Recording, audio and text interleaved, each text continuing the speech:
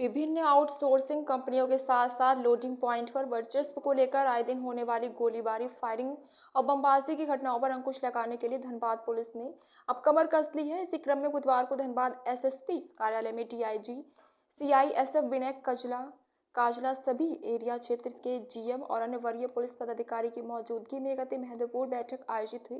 BCCL के विभिन्न क्षेत्र से कोयले की हो रही लूट और चोरी पर पूरी तरीके से अंकुश लगाने को लेकर आने वाली समस्याओं पर विस्तृत से चर्चा हुई है और एक दूसरे के सहयोग से शहर और लोडिंग पॉइंट आउटसोर्सिंग कंपनियों की कार्यस्थल पर कानून व्यवस्था खराब होने की स्थिति उत्पन्न ना हो, इसको लेकर रणनीति बनाई गई। बैठक के बाद एसएसपी हरदीप जनार्दन ने बताया कि प्रभावी रूप से जिले में अवैध कोयला खनन, ट्रांसपोर्ट और तस्करी के साथ साथ लोडिंग पॉइंट पर आए दिन होने वाले मारपीट, बमबाजी, गोलीबारी आदि समस्याओं पर रोक लगाने के लिए एक संयुक्त बैठक आयोजित की गई। जानकारी कार्यक्रम तो हम लोग सभी लोग देख रहे थे कि सेमीकंडक्टर मैन्युफैक्चरिंग के लिए जो इनिशिएटिव आज ऑनरेबल प्राइम मिनिस्टर लिए, वो तो हमारा कंट्री को एक पर्टिकुलर लेवल तक ले जाएगा, जो कभी हम लोग ये सोचे नहीं थे। सेमीकंडक्टर का कमी के चलते बहुत सारा manufacturing activities particularly automobiles and related areas में बहुत अफेक्टेड हुआ, और इसका जो रिक्वायरमेंट था इसको ये बहुत क्विकली इसको ऑब्जर्व करके इस लेवल तक ऑनरेबल प्राइम मिनिस्टर का ले आने का जो एफर्ट रहा, वो तो हम ही लोग सब, हमारा जितने स्टूडेंट्स है टेक्निकल इंस्टीट्यूशन का, इन सभी के लिए एक इंस्पिरेशन है। ये जो लेवल तक लेके गए उसमें बहुत सारे एम्प्लॉयमेंट अपॉर्चुनिटी भी क्रिएट होगा, और R&D भी, रिसर्च एंड डेवलपमेंट एक्टिविटीज़ भी बहुत स्ट्रांग होगा, और बहुत सारे ऐसा एडवांस लेवल का काम हमारा जितने टेक्नोलॉजी ग्रेजुएट्स हैं अभी जो करने के लिए सोच पाएंगे, ये प्लेटफॉर्म ने आज उनको मिल गया। सर, चूंकि ये प्रोग्राम गुजरात और आसाम में हुआ है, इससे आईएसएम को खास तौर पे यहाँ के स्टूडेंट्स को क्या कुछ फायदे देखिए, गुजरात हो, आसाम हो, कहाँ पे भी हो, टेक्नोलॉजी रहेगा। Globally it is recognised. ये आसाम का नहीं है, गुजरात का नहीं है, ये पूरा इंडिया का है। और जितने यहाँ पे बार बार आप माननीय प्रधानमंत्री जी जैसा बोल रहे थे, ये युवाओं के लिए ही वो बोल रहे थे।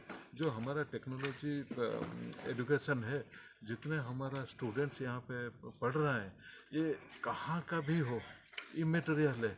ये हरियाणा का हो या आंध्रा का हो या उड़ीसा का हो या वेस्ट बंगाल का हो, सभी के लिए ये एक अपॉर्चुनिटी क्रिएट कर रहा है रिसर्च एंड डेवलपमेंट के लिए, अपना एम्प्लॉयमेंट के लिए।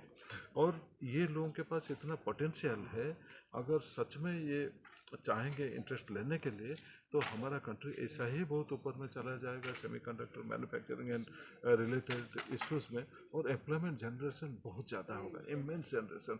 और इनके पास जो पोटेंशियल है, वो पोटेंशियल का भरपूर यूज़ होगा।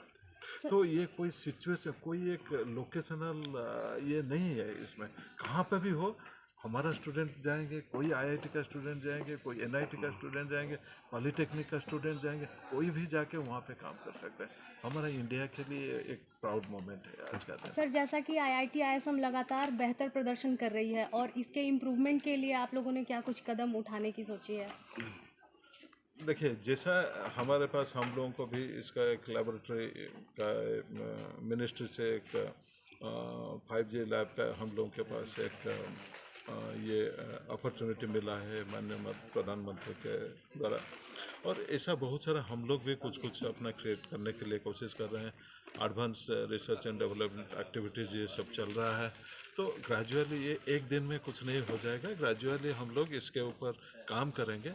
और जो हमारा जो ऑनरेबल प्राइम मिनिस्टर का जो मिशन है, वो ग्रेजुअली हम लोग उसी में ज्वाइन करेंगे और हमारा कंट्री को आगे बढ़ाएंगे इस पर्टिकुलर एरिया में। सर, आज की भागीदारी कैसी रही आईसीएम के स्टूडेंट लोग के कार्यक्रम में? सर, आप लोग तो देखे होंगे, सभी लोग उत्साहित हैं, सभी लोग देखे, क्लासेस भी चल रहा है, उसी के बावजूद भी आप देखे होंगे पूरा हॉल आज पूरा फुल था। तो स्टूडेंट लोगों का बहुत इंटरेस्ट है, स्टूडेंट लोग कुछ करना चाहते हैं। ये जो कुछ करना है, ये क्या, वो कुछ के अंदर में क्या है, इस टाइप का जो, अगर ये लोग 2-3 बार इस टाइप का इनको मंच मिलेगा, अगर प्रधानमंत्री जी का जो भाषण है उनको सुनने के लिए मिलेगा, उनका उत्साह और ज़्यादा बढ़ेगा। बहुत ज़्यादा मोटिवेटेड वो लोग होंगे। और ये ब्रिगेड ऐसा ही ब्रिगेड है, ऐसा एक फोर्स है, अगर इनको प्रॉपरली मोटिवेट किया जाए then they can achieve wonder. कौन कौन शामिल रहे सर आज के इस कार्यक्रम में? अब तो मुझे आपके देख रहे हैं, हमारा उप निदेशक महोदय को देख रहे हैं, सभी डीन्स थे, सभी हेड ऑफ द डिपार्टमेंट्स थे, बहुत सारे फैकल्टी कॉलीग्स भी थे। जिनका क्लासेस है वो शायद क्लासेस में गए होंगे, बट मेजॉरिटी फैकल्टी मेंबर्स और रिसर्च स्कॉलर्स तो बहुत थे। पर्टिकुलरली फिजिक्स और इलेक्ट्रॉनिक्स का बहुत सारे रिसर्च स्कॉलर जो इस एरिया में काम कर रहे हैं, they were all present here today. Thank you sir. Thank you. आज धनबाद एक कोयला का राजधानी है। कोयला को लेके हमेशा यहाँ पे कुछ कुछ समस्याएं रहते हैं। आउटसोर्सिंग कंपनियाँ का कुछ कुछ समस्या रहती है, बीसीसीएल का कुछ कुछ समस्या रहती है, उसमें पुलिस का भी कुछ कुछ समस्या है, बीसीसीएल का है। ये सब का एक पहले सबके साथ एक सब स्टेक होल्डर के साथ आज एक मीटिंग यहाँ पे किया है। इसका मेन कारण यहाँ पे लॉ एंड ऑर्डर का स्थिति को ठीक रखने के लिए और धनबाद में एक सुचारू एनवायरनमेंट क्रिएट करने के लिए, जहाँ बीसीसीएल अपना काम, आउटसोर्सिंग कंपनी अपना काम अच्छा से करे, उसी को लेके एक अच्छा एक कोऑर्डिनेशन का ज़रूरत था। कोऑर्डिनेशन के लिए आज यहाँ पे सबको बुलाया, सबका समस्याएं सुना, पुलिस के क्या क्या एजेंडा है लॉ एंड ऑर्डर को ठीक करने के लिए। हम लोगों का भी कुछ पॉइंट हम लोग बीसीसीएल और आउटसोर्सिंग वाला और सीएसएफ को हम लोग दे दिया, उन लोगों का भी समस्या सुना। ये इस बार हम पहली बार मीटिंग किया है, अभी इस टाइप का मीटिंग हम लोग बार बार करेंगे। थाना लेवल पे और एसडीपीओ लेवल पे भी इसे मीटिंग करेंगे। इसका मेन उद्देश्य है कि पिछले 2 महीने में कुछ कुछ आउटसोर्सिंग के जगह पर वर्चस्व को लेके कुछ कुछ लड़ाई हुआ था, इस लड़ाई को ख़त्म करना और धनबाद का विधि व्यवस्था को और बेहतर करने के लिए हम लोग आज ये मीटिंग किया है। मुख्यतः बेसिकली बीसीसीएल का और आउटसोर्सिंग कंपनियां का जो भी समस्या है, उन लोगों का एरिया स्पेसिफिक 12 एरिया का जीएम और 12 एरिया में काम करने वाला आउटसोर्सिंग कंपनी लोग आया हुआ था। उन लोगों का समस्या का हम लोग नोट डाउन किया है। स्पेसिफिक इन लोगों का कुछ कुछ समस्या है, कुछ कुछ सामूहिक समस्या है।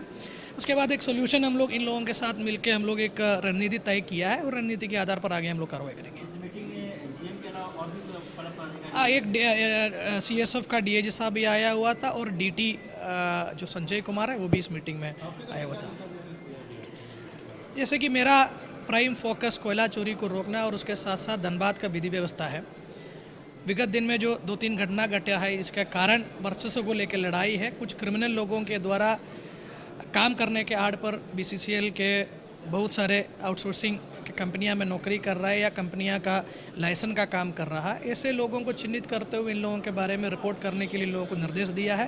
अगर किसी भी आउटसोर्सिंग कंपनी किसी भी क्रिमिनल का सपोर्ट अगर करेंगे, उसको मदद करेंगे या किसी रोड सेल के नाम पर अगर कोई क्रिमिनल अपना वर्चस्व के लिए किसी भी आउटसोर्सिंग के जगह पर अपना बदमाशी करेंगे, तो ऐसे लोगों को चिन्हित करते हुए रिपोर्ट देने का निर्देश अभी बीसीसीएल वाला को दे दिया है। अलग से इन लोगों के ऊपर पुलिस भी कार्रवाई कर रही है। पेट्रोलिंग बढ़ाने की बात हुई थी सर।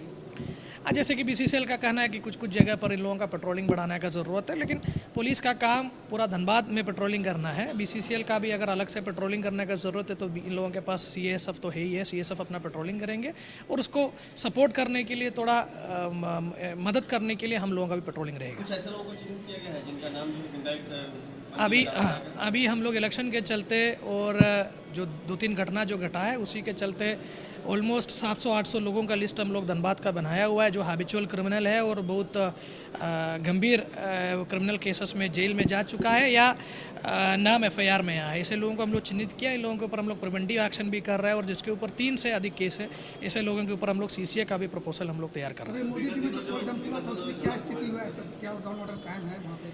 अभी आप लोग खुद देख रहा है, जहाँ भी कुछ लॉ एंड ऑर्डर इश्यू अभी हुआ है, हम लोग एफआईआर करके हम लोग अभी कड़क कार्रवाई की है, उसी के चलते अभी शांत है। अब ऐसे घटनाओं का पुनरावृत्ति ना हो, उसी के लेके भी हम लोग अभी पहल कर रहे हैं। उसमें टोटल 3 एफआईआर हुआ है। उसमें दोनों जो पक्ष अपने अपने खिलाफ जो लिख करके दिया है उस पर भी एफआईआर हुआ। उसके साथ साथ जो मजिस्ट्रेट जो हमारा वहाँ पे साथ में था, उस मजिस्ट्रेट के बयान पर भी हम लोग एफआईआर किया है।